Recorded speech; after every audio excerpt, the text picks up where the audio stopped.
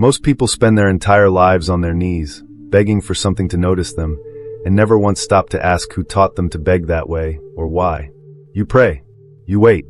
Your chest tightens with hope every single time, hoping something out there is actually listening, actually cares, actually sees you underneath everything you're carrying. And more often than not, the silence that answers back feels heavier than the prayer itself. You've felt that silence. You've sat inside it, wondering if the problem was your words, your faith, your timing, or whether anyone was ever really on the other end at all. Gnostic tradition holds a different idea, tied to a figure almost nobody talks about anymore. Her name was Barbello, and this tradition says she taught Mary Magdalene to stop praying entirely and start calling the MONAD directly instead. Not to a middleman, not to a gatekeeper, not to a system built to filter your voice before it ever reaches anything real. Straight to the source of everything itself. And here's the part that gets me every single time I sit with it. Almost nobody teaches this anymore. This tradition names rulers called the Archons, standing between you and the source, watching every prayer that tries to pass through. They benefit from you staying on your knees, begging, instead of standing up and reaching straight for the center of everything. You already feel this. That quiet ache of praying into a silence that never quite answers the way you hoped it would. That suspicion that you've been handed a smaller, tamer version of something that used to be enormous.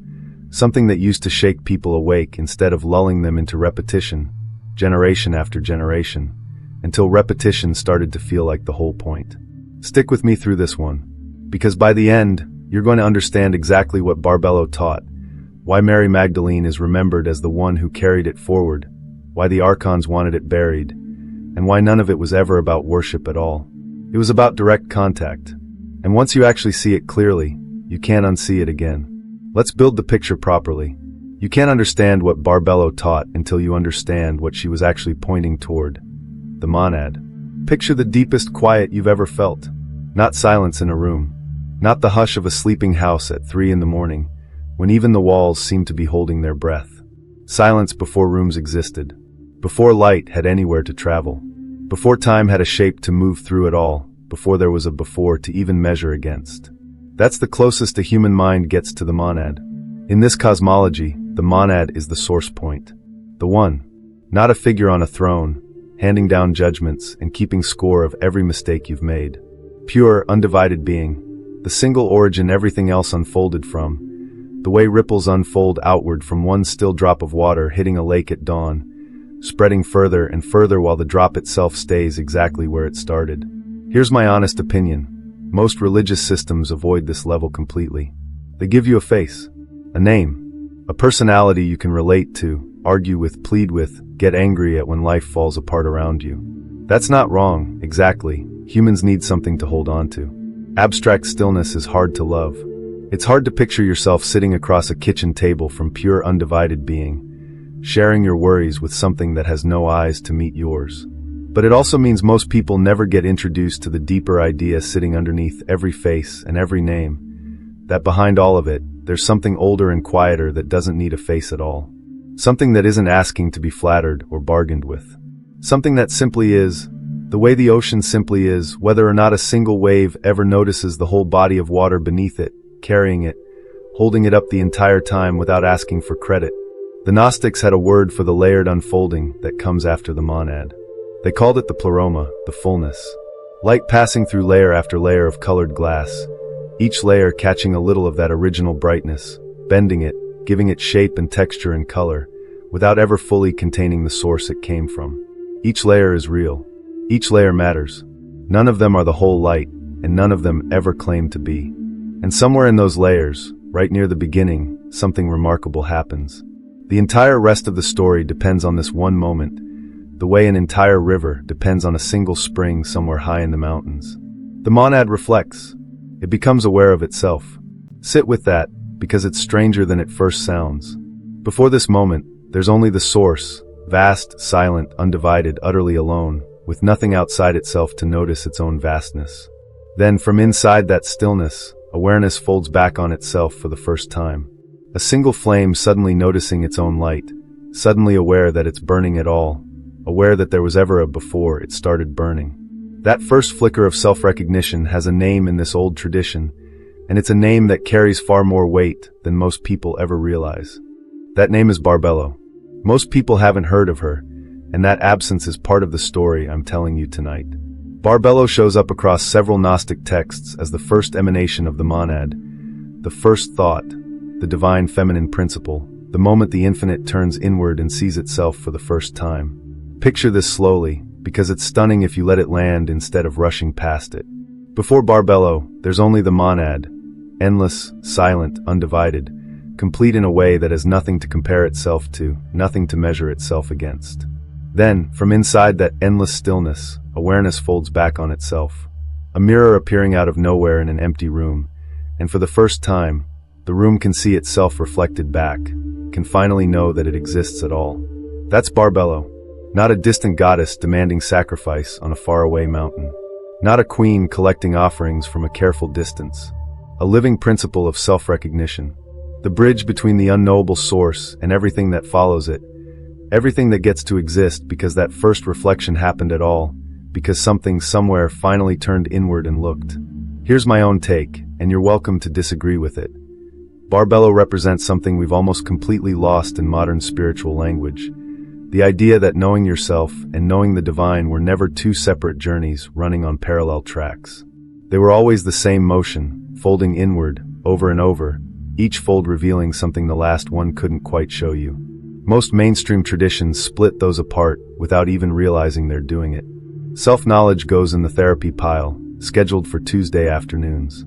Divine knowledge goes behind ritual, hierarchy, and permission signed by someone else, scheduled for Sunday mornings.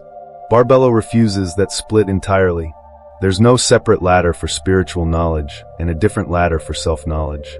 One motion, one turning, one person, quietly discovering both at exactly the same time. That refusal, that insistence on direct, unmediated, inward knowing, gets passed down carefully generation after generation, teacher to student, whisper to whisper, hidden inside symbols most people walk past without ever noticing what's actually being said underneath them. Right in plain sight. Barbello's teaching reaches someone who's been badly misunderstood for roughly 2,000 years, someone whose real depth got buried under centuries of retelling by people who never actually sat with her the way her first students did. Someone history remembers through a single, narrow, flattened lens, when in these older currents, she's remembered as a direct carrier of Barbello's own teaching. Not a footnote, not a supporting character standing quietly in someone else's story. A keeper of something the wider tradition wasn't ready to hold on to, and maybe still isn't. Before I take you into that room with her, you need to understand what stood in the way. In Gnostic thought, the path between you and the source isn't empty. It's crowded, layered, guarded at every level like a building with locked doors on every single floor, each one requiring its own key, its own permission, its own weight. The guards have a name too. The Archons. Archons are described in this tradition as rulers of the lower cosmos. Not gods exactly, not devils exactly, administrators of a system that wants to keep running exactly the way it already runs, forever, without interruption, without anyone questioning why it runs that way in the first place. Their function is to keep consciousness distracted, layered in illusion, convinced the only way to reach anything higher is to go through them first, through their gates, their rituals, their permission structures, their endless forms to fill out before you're allowed to move forward even one step. This is the part of Gnostic teaching that hits closest to home for me, completely outside of any ancient cosmology. Whether or not you believe in literal archons ruling unseen layers of reality somewhere above your head, you've felt this exact pattern in your own life, more times than you'd probably like to admit if you're being honest with yourself. That constant pull toward noise instead of stillness. That nagging feeling that you always need one more permission slip before you're allowed to trust your own inner knowing. That exhausting loop of seeking validation outside yourself instead of stopping, sitting down, and listening inward for once, without an audience, without anyone checking your work. If archons are literal beings, the teaching still holds. If they're better understood as a symbol for everything that keeps human attention scattered and dependent, that works too. Either way, the function is identical. Keep you asking outward, so you never stumble onto the discovery Barbello passed along, that you could turn inward instead and call directly, without needing anyone's approval first, without waiting in line behind anyone else. That's worth repeating, because it's easy to miss. The goal isn't convincing you archons are hiding behind your curtains at night, waiting for you to fall asleep. The goal is noticing the pattern, The outward pull, the constant checking, the constant asking, and asking yourself honestly how much of your own spiritual life has been quietly built on that pattern without you ever consciously choosing it for yourself. And that brings us to Mary Magdalene, and the moment I want to walk you through slowly. There was a moment in a small stone room, cool against the skin even in daylight, holding on to the memory of every season that had passed through it. A single lamp burned low in one corner, throwing long shadows across the floor that shifted slightly, even when nothing else in the room moved at all.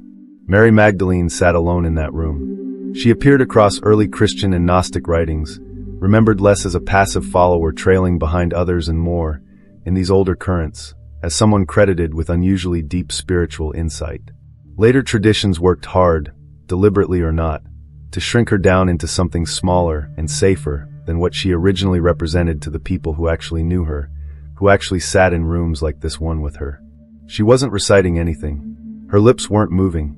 There was no incense curling upward into the rafters, no repeated phrase rising toward the ceiling and out into the dark, hoping to be noticed by something far away and possibly indifferent to one more voice among so many. Instead, she was still, completely still. The kind of stillness that takes years to earn because the mind fights it at every step, throwing up thoughts, distractions, half-finished worries, anything at all to avoid actual quiet, actual presence, actual attention turned somewhere uncomfortable. In the traditions surrounding her, legend holds that Barbello's teaching had reached her, not as a person appearing in front of her, but as an inward current, a way of turning attention that had been carried down through whispers until it finally settled in her. And the teaching itself works like this. You stop asking outward. You stop treating the divine like something distant that needs convincing, like a stranger who might not pick up the call. You turn inward instead, toward the spark already living inside you, and address it directly, not as a stranger standing at a far door, knocking politely, but as something already yours, already present, waiting to be acknowledged rather than summoned from somewhere else entirely. In that room, she wasn't performing a ritual for anyone watching. There was no audience gathered outside the door, no priest checking her form, her posture, the exact wording of what she said. No formula to get right or wrong, no fear of stumbling and losing whatever fragile thread she thought she'd built up over years of practice. Just her, and the quiet certainty settling into her chest that whatever she was reaching for wasn't actually far away at all, that it never had been. Her breath slowed, evened out, the way breath does when a body finally stops bracing against something it's been bracing against for years without realizing it. The small flame in the lamp flickered gently, the way flames do in still, closed rooms with imperfect air moving through cracks in old stone. And something shifted inside her. She stopped treating divinity like an outside authority to petition from a distance, and started treating it like a presence to simply acknowledge. The way you'd quietly acknowledge someone standing right beside you in the dark, someone you suddenly realize has been there the entire time, patient, unbothered, waiting for you to notice, never once demanding your attention. That was the whole shift. No thunder, no parting sky, no dramatic sign lighting up the room to prove anything to anyone. Just a woman alone, choosing to stop asking and start remembering instead. That's one of the most quietly radical images in the entire history of spirituality, and almost nobody talks about it this way. We're so used to lightning bolt moments in these old stories that we miss the ones that happen in complete silence, in a small room, with nobody watching at all, where the only evidence anything happened is the way a person carries herself afterward. Let's break down what Mary Magdalene actually did in that room. I want you to genuinely understand the mechanism underneath it, not just carry around the image. Traditional prayer, in most of the forms many of us grew up with, functions like a request. You address something outside yourself.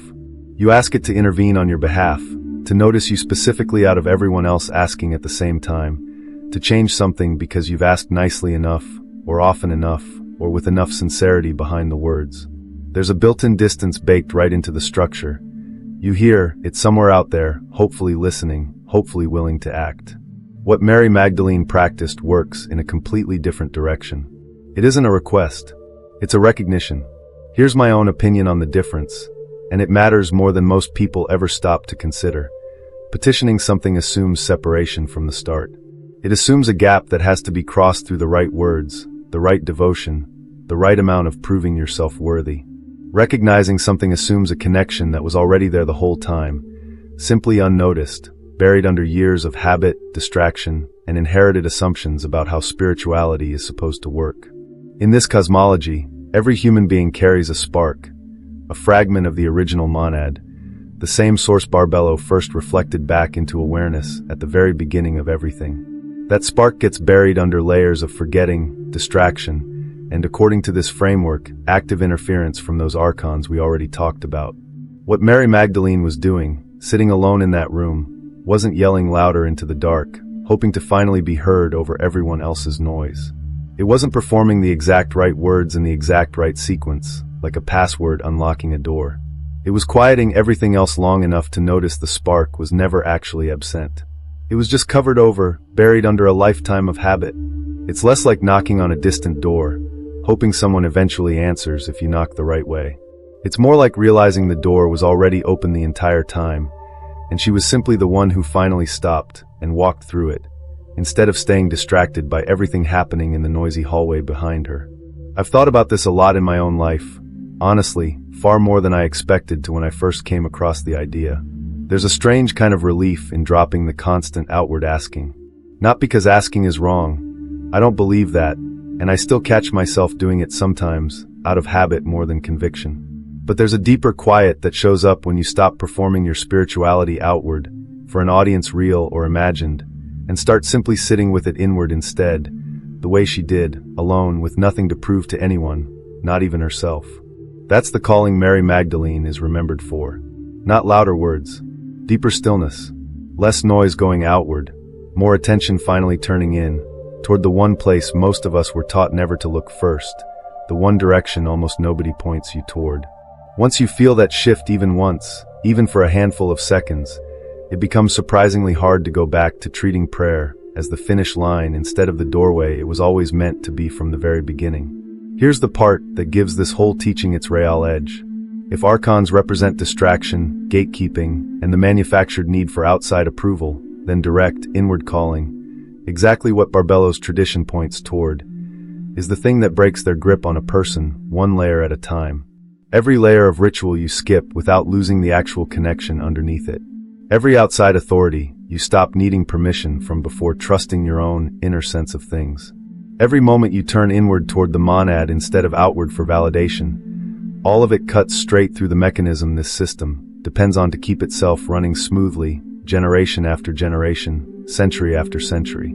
I'm not asking you to believe in literal cosmic jailers stationed above your head if that's simply not where your mind naturally goes. But look at your own life for a second, honestly, without flinching away from it. Look at how much of modern existence is built around keeping your attention scattered outward, constantly, almost violently, from the moment you wake up to the moment you finally put your phone down at night, exhausted, wondering where the day actually went. Endless scrolling. Constant comparison against curated versions of other people's lives, versions built specifically to make your own feel smaller. A never-ending stream of noise engineered, quite deliberately in many cases, to pull your focus away from stillness and firmly toward distraction, toward the next notification, the next thing demanding a reaction. If that isn't a modern echo of exactly what these old texts describe happening on a cosmic scale, I honestly don't know what would qualify as one. My honest take, and I'll say it directly instead of dancing around it, whether the Archons are literal beings from another layer of reality, or simply the oldest name humanity ever gave to everything that keeps us distracted from our own depth, the warning still holds up remarkably well across thousands of years. They benefit from you staying scattered. They benefit from you always looking outward for the next answer, the next validation, the next sign, instead of turning inward and quietly remembering what was already there waiting patient the entire time. That's why Barbello's teaching, and everything passed down through it, gets remembered as dangerous in whatever fragments survive into the present day. Not because it breaks any moral law, and not because it encourages anything harmful toward yourself or anyone else, but because it breaks a pattern of dependency, and patterns like that don't loosen their grip easily, especially when entire systems, ancient or modern, have been quietly built around keeping that grip firmly in place for as long as possible. So what does any of this actually look like in your life, today, sitting wherever you happen to be right now as you listen to this? I'm not going to hand you a magic formula, because that would completely miss the point of everything Barbello's teaching and Mary Magdalene's practice of it were pointing toward. This was never about finding the right words to repeat correctly, memorized and polished until they lose their meaning entirely. It's about practicing stillness long enough that you eventually stop needing them at all. The same way you eventually stop needing training wheels once your body simply knows how to balance on its own. Start small. Give yourself a few quiet minutes each day. No phone nearby, no noise in the background, no performance happening for anyone else to witness or judge, not even yourself. Instead of asking for something specific, just sit quietly and call the MONAD directly, trusting that what you're reaching for was never actually far away to begin with. Let that spark, that inward presence, simply be acknowledged instead of endlessly chased down like something that keeps slipping away from you every time you reach for it. For me, personally, the biggest shift happened when I stopped treating stillness like an obligation on some spiritual checklist and started treating it more like a homecoming instead. That might sound simple, maybe even a little cliché when I say it out loud, but it genuinely changed how the whole practice felt in my body, not just in my head. Less like effort, less like work I had to force myself through every single day. More like relief, the kind you feel when you finally stop holding your breath without even realizing you'd been holding it for years without noticing. You don't need incense. You don't need someone else's permission. You don't need a perfect ritual sequence memorized word for word from some old text you barely understand the origins of. You need quiet, a little honesty with yourself, and the willingness to stop performing outward long enough to notice what's already sitting patiently inward, waiting for your attention to finally arrive. That's the entire practice Barbello's teaching boils down to, stripped all the way to its bones. Stillness first. Recognition second. Direct contact after that. No extra steps required in between. No gatekeepers necessary along the way. No permission slip to fill out and submit before you're allowed to begin. And I think that simplicity is exactly why this teaching survived quietly in whispers instead of loudly in headlines, because it was never meant to be sold, packaged, or gatekept by anyone. It was only ever meant to be remembered, passed hand to hand, whenever someone was finally ready to hear it, in whatever room they happened to find themselves sitting in. Let's come back now to exactly where we started. You spend your life on your knees, asking, hoping the silence that answers back means something out there is actually listening. Now you've seen the deeper layer sitting underneath that habit. The MONAD as source, Barbello as the first turning inward, and Mary Magdalene as the one tradition remembers carrying that exact teaching forward, into a small stone room, into complete silence, into a moment nobody else ever witnessed and nobody needed to. The whole point was never to ask louder. It was to remember deeper. Here's my honest, personal conviction, and I'll leave you with it plainly, without hedging or softening it. Humanity has spent centuries being taught to look outward for permission to reach the divine, when Barbello's older teaching whispers the exact opposite underneath all the noise. Look inward. Recognize what was always there waiting. Call directly, without asking permission first from anyone or anything standing in between you and the source. Whether you take all of this as literal cosmology, or as a powerful psychological framework passed down through symbol, story, and myth across thousands of years, the invitation underneath it stays exactly the same either way. Stop asking from a distance. Start remembering from within. One thing before you go. YouTube has officially pulled monetization from this channel. And the second they did, it confirmed something. They don't come after content that doesn't matter. They come after content that does. I'm not backing off. I won't dilute this for advertisers. I'm pushing deeper. But this work demands time, research, and everything I have to give. I need you to help keep this channel alive. If something in this video spoke to you, click the link in the description and join me on Patreon right now. Inside, member-only esoteric videos, private audio teachings, and the deeper material I'm not allowed to share on the platform. This knowledge continues because someone decides to carry it. That someone is either you or it isn't. The door is open, but it won't stay that way forever. See you on the other side.